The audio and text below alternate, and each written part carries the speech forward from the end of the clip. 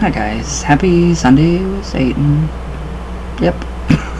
So, alright, we're gonna just jump right back into the old craft today, and it gets even more interesting and more interesting and more interesting. So, thank you for the new patron. Thank you for actually sending me a text message. I thought that was the best thing in the entire world. It was very, very, very thoughtful for that text message, so thank you very much. Alright, where did we go? Where did we leave off? Okay, yeah, it was Sephin. There's a guy named Sephin. Alright, so. Alright, now Sephin made various interesting claims about the Arden tradition. See, I'm really interested in the Arden tradition, but I'm not. It's based in Cornwall, but I'm more, no, Gemma Gary. That's just who I resonate with. So, yeah, he made a lot of claims about the Arden tradition. Sorry, guys. Alright. So, yeah, he made a bunch of claims about the Arden tradition, which I really think the Arden tradition is pretty interesting, if it was to revert back to its old craft ways. So, he said it was one of those so-called battered covens, one of the main 13 of Britain, who met at the Rollright Stones, Meon Hill, Chilcote, I hope I said that right, Henley on Arden, and other places. So Arddun, or Arden, was the county covenstead for Mercia, and the royal Windsor coven, presumably Robert Cochrane's group. That's so interesting. It's so interesting because it's so regional. It's everywhere. So, was the Berkshire hold, unfortunately, in the 20th century. The latter had become penetrated by Masonic and other taints. So literally all these Masonic things coming into, traditional witchcraft and like Christianity taints them. It taints the original faith. So as a result, Sephin said it had lost much of its shamanistic charisma, which is, going outside and becoming one with, your landscape, the lineal places, the genealogy of the land spirits, is becoming. So we have the landscape, and a lot of that has been taken away, and we have Wicca now, and that doesn't really So anyways, yeah, he says it lost its shamanistic charisma and had become subservient to matriarchal imagery, which I'm not opposed to matriarchal at all. I think matriarchal should be, I really honestly think that the matriarch is more important. I do, because there's more love, kind, caring, compassionate energy with women, mostly. So Sephin also claimed that the Arddun tradition had inspired Shakespeare, and that the king and queen of the fairies, Oberon and Titania in A Midsummer's Night Dream, were quite close to the deities it worshipped. And yeah, if you go back into the videos that we've done already on the old craft and the traditional craft and all the different forms and the regions of it, that does talk about the queen and king of Elfheim, which is Titania. So, now Oberon features in some of the old witch trials as a spirit conjured up by magicians to find buried treasure. Now, Sephin also claimed that that Thomas Malory's Arthurian romance, Mort d'Arthur, The Death of Arthur, I love that, had similarly been inspired. So in terms of the concept of the sacred or enchanted landscape, like other old craft traditions, Arden believed that the mysteries, quote, lay between mound, hedge, tree, and standing stone, unquote. So that is what the basis of traditional witchcraft is, becoming the landscape. That's what that's about. Gathering that serpentine energy, that sproul.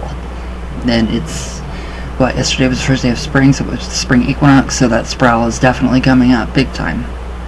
Now, and they predated the earliest recorded human cultures. So, Arden predated the earliest human records. That's what he claimed. We're not sure. So, now these mysteries were seen as matrilineal rather than matriarchal, as the Arden tradition favored duality and equality. which is good, but still, it's still, historically, the old craft is based on the horned god. So, it was evident that, like Ronald White of the Regency, Sephon saw himself in the role of the Merlin, which is a title, and we'll get to that here in a minute. So, he claimed that the historical or mythical Merlin of Arthurian legend was not one single person, but instead, Merlin was a title that was passed down through the centuries. It was used by a long line of shaman priests chosen by birthright. So, and then that, the chosen by birthright having the caul, wrapped around your head, and, I do not believe any of that makes any difference whatsoever, and it does not mark you as a witch or a non-witch. There's no such thing as witch blood, any of that. So you have to study and practice. It does not just happen, like, naturally and overnight. So, certain special signs accompany the birth of a Merlin. Sephon said he had certain special signs accompanying he had been born with a cowl over his head, face, and shoulders, and this was a sign of his rank. I honestly do not believe that at all. So apparently the holder of this title acts as also a messenger between the three worlds, the underworld, the world of men, and the other world.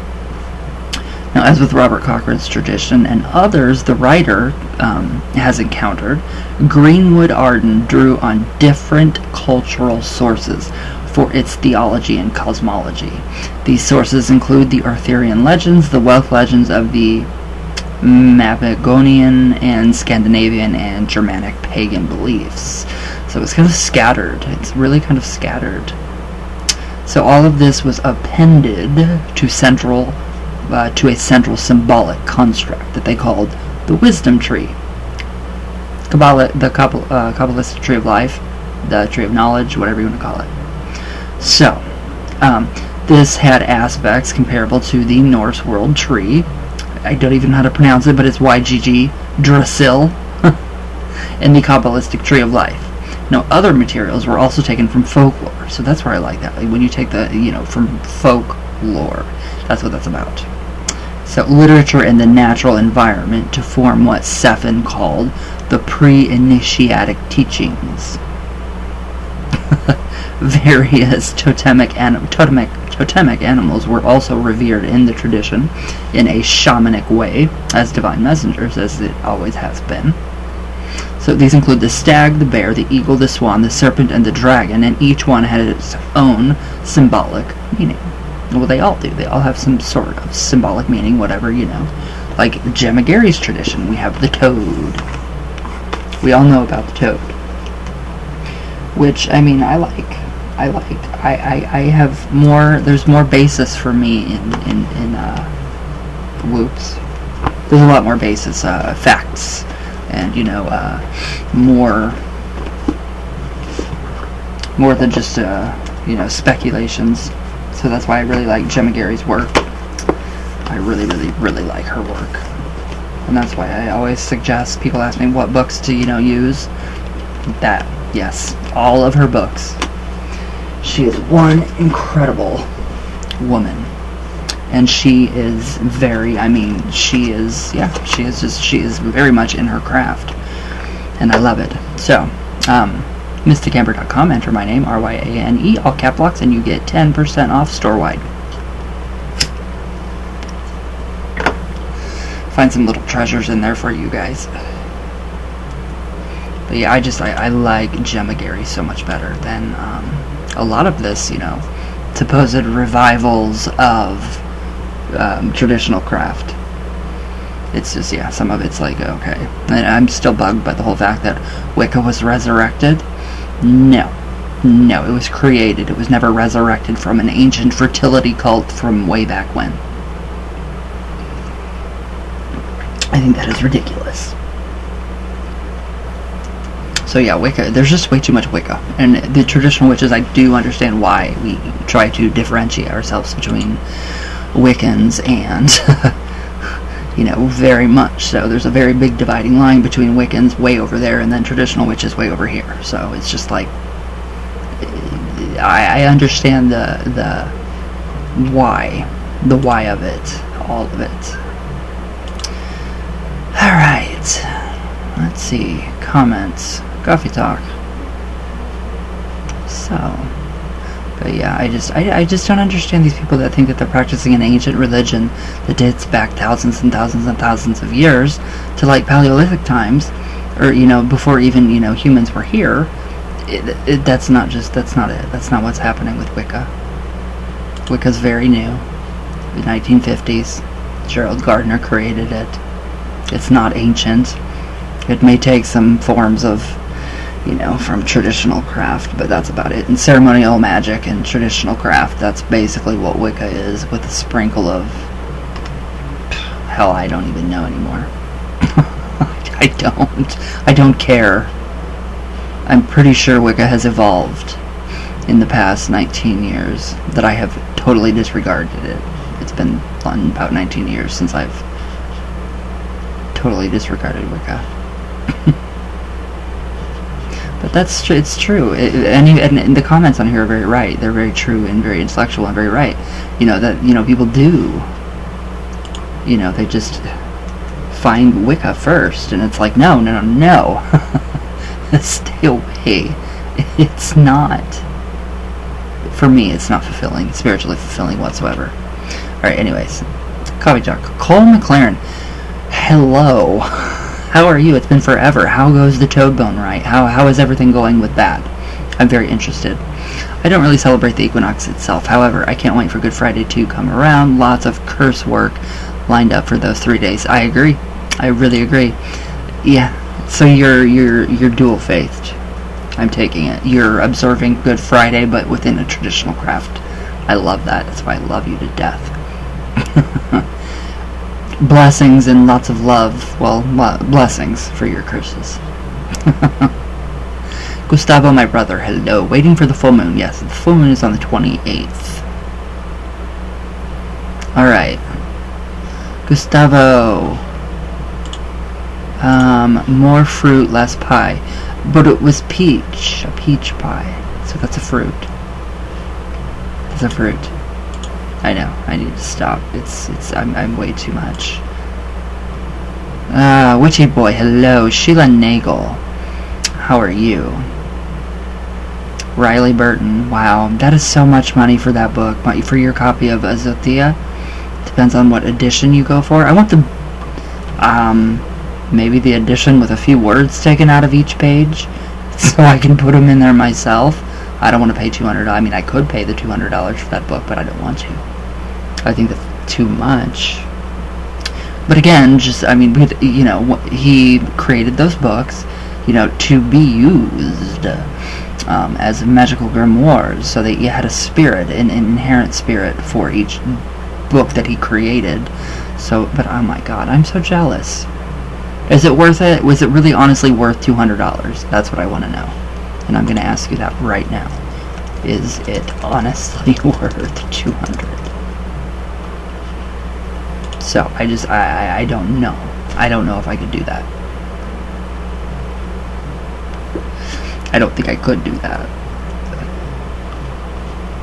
That's a lot of money. I mean, that's a lot of money that we could, you could do. I can think of so many other ways to use $200 than on a book, but, I don't know. It's funny how things change.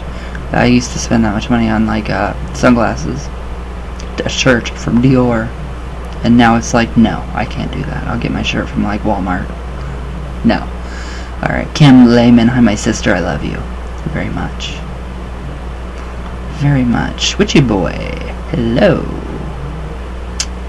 It was a very nice, relaxing spring equinox, actually. It was really, really nice. Wow. Yeah, every time I'm doing a live, ooh. My shopping, my food. It's funny. Monica, not Monica English, from The Coven, is my personal shopper today. Tina J, hi my love. How are you? Who else? Who else? Nurse Moon. The beard. I don't like beards, but you look incredible. Badass. Big time badass. I love it. Ira? Oh. I don't know. I don't want to butcher your name. I hate butchering people's names because I do it. Warrior Girl, hi. Careless, hello. River of Souls. I love that profile picture. That's amazing. Natural Spirit, it has been so long. I remember you. Of course I do. How could I not? I remember everybody that comes back and says, do you remember me, or do you remember reading for me? Of course I do. I really honestly do. It's hard for me to forget the readings that I do. For like a lot of people. Sky Sullivan, hi my love. Aw, you're so cute. I love you. You all are. Warrior Girl. Hi my love. I love you guys so much. You're amazing. Alright guys, well, it's taking forever to load, so that's alright, you know, whatever. But